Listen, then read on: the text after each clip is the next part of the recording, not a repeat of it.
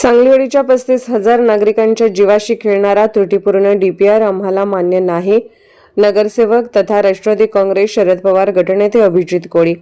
आज झालेल्या सांगली मिरज कुपवाड महानगरपालिकेच्या महासभेत जागतिक बँकेच्या साहाय्याने राबवण्यात येणाऱ्या सुमारे 600 कोटींच्या महाराष्ट्र प्रतिसादात्मक विकास कार्यक्रम अंतर्गत पूर नियंत्रण पूर संरक्षणासाठी तयार करण्यात आलेला डीपीआर अवलोकनासाठी सभागृहात सादर करण्यात आला.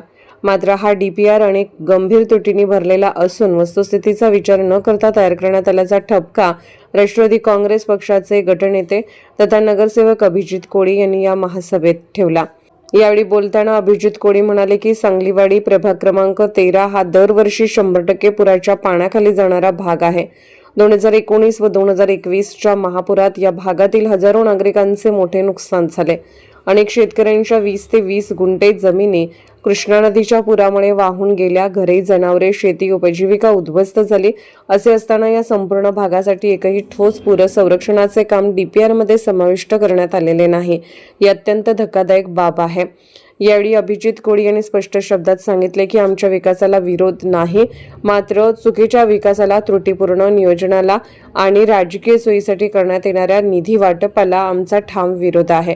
सत्तेचा वापर नागरिकांच्या हितासाठी झाला पाहिजे, राजकीय सोयीसाठी नव्हे. ज्या भागात प्रत्यक्षात पूरसंरक्षणाची गरज नाही त्या ठिकाणी कोट्यावधी रुपयांची कामे दाखविणे आणि ज्या सांगलीवाडीसारख्या भागात दरवर्षी हजारो नागरिक पुराचा सामना करतात त्या भागासाठी 1 रुपयाचेही काम न ठेवणे हे चुकीचे आणि अन्यायकारक नियोजन आहे. यावेळी अभिजित कोळी यांनी प्रशासन व लोकप्रतिनिधींना इशारा देत सांगितले की सांगलीवाडीसह सर्व पूरग्रस्त भागांचा प्रत्यक्ष सर्वे करून आवश्यक दुरुस्त्या केल्याशिवाय हा डीपीआर अंतिम करण्यात येऊ नये. अन्यथा नागरिकांच्या न्याय हक्कासाठी आणि सांगलीवाडीच्या भविष्यासाठी उच्च न्यायालयात दाद मागण्यास आम्ही मागे पुढे पाहणार नाही.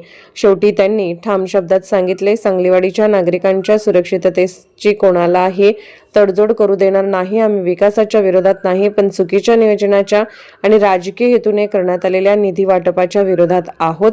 आवश्यक सुधारणा करूनच हा डीपीआर मंजूर झाला पाहिजे, अन्यथा न्यायालयीन लढा उभारला जाईल. सांगलीवाडीच्या 35,000 नागरिकांच्या जीवाशी खेळ करण्याचा अधिकार कोणालाही नाही. भोसले साहेबांनी सांगितलं तसं 2 फेजमध्ये काम येणार आहे. जवळपास 1150 कोटीचा डीपीआर आहे. पहिल्या याच्यात 600 कोटी आणि दुसऱ्या याच्यात राहिलेला. आणि जो संवेदनशील आहे, जिथं गरज आहे तिथं पहिले वॉर्ड टाकलेले. सांगलीवाडी हा मॅडम असा एकमेव वॉर्ड आहे जिथं 100% पूर येतो. 100% पुरात जाणारा वॉर्ड आहे. सांगली पुराला, कोल्हापूर सांगली पुराला तर सगळे मंत्री, खासदार, आमदार हेलिकॉप्टरना सुद्धा बोट लावलेले सांगलीवाडीत येतात.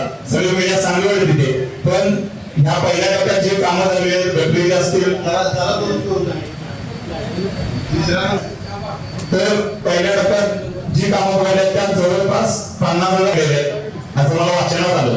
पण सांगलीवाडीला लावून नद्या त्या नदीजवळच्या लोकांनी 20 गुंठे पाहून गेल्या, पण एक साधं झाड पण पहिल्या टप्प्यात तिथं पकडलेलं नाही. ते काम त्या वर्गात पकडलेलं नाही. तर जाणून म्हणून टाळलेलं आहे का चुकीनं झाले, काय झाले, या डीपीआरमध्ये चेंज करा. सांगलीवाडी हा 3रा टप्प्यात, पण एकही पॉईंट या पहिल्या टप्प्यात झालेला नाहीये. दुसरा म्हणजे आदर पहिल्या टप्प्यात काही झालेलं नाही. तर माझं म्हणणं आहे, हा रिवाइज करून काय सूचना आहेत सदस्यांच्या आमच्या त्यात नोंद करून घ्या. आणि आम्हाला सांगलीच्या विकासासंदर्भात कुठेही खूप घालायचा नाही, पण जर अशा पद्धतीने चुकत असेल तर आमच्या आणि आमच्या पक्षाचा या डीपीआरला विरोध आहे. आणि जर तुम्ही त्यातलं पण ऐकलं, तुमच्या हातातच त्याने ओढ पाठवणार लागला तर आम्ही ते कोर्टात जाऊ आणि वर्ल्ड बँकेला आम्ही मेलद्वारे, पत्राद्वारे त्यात ज्या चुका आहेत त्या सांगण्याचा प्रयत्न करू.